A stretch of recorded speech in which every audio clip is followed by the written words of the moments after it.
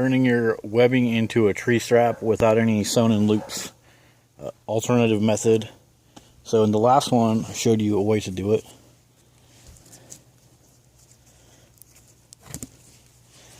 Where you go around the tree and you do a lark's head on here, and then you pass this through and then tie a slippery knot. So now you have a lark's head and a slippery knot that's going to lock off because it will not pass through the lark's head. So with this method, although it works really good, this circle will not cinch up. So if you're around a tree or a slippery pole that needs this to cinch up to get a good grip on it, there's a different method. This method is good because it doesn't squeeze the tree. It doesn't have the constricting method, the mechanical advantage against the tree. But if you do need this to cinch tight against the tree, there's another method.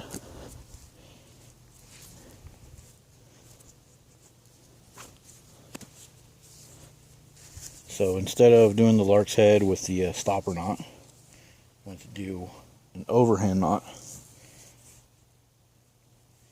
Get my webbing looking flat again. Been tying too many knots in it in these videos.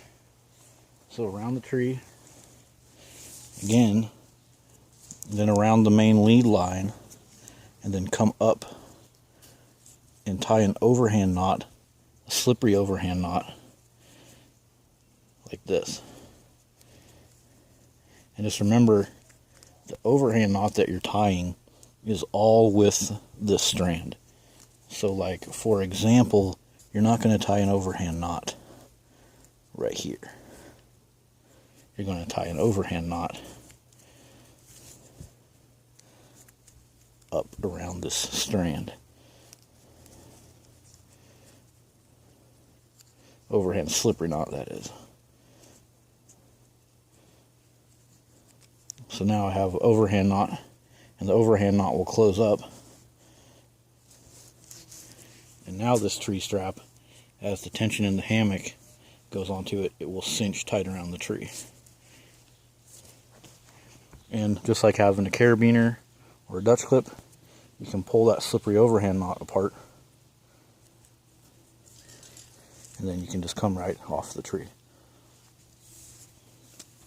So one more time, you go around the tree and then around your lead line, and then you tie the overhand knot around this strand.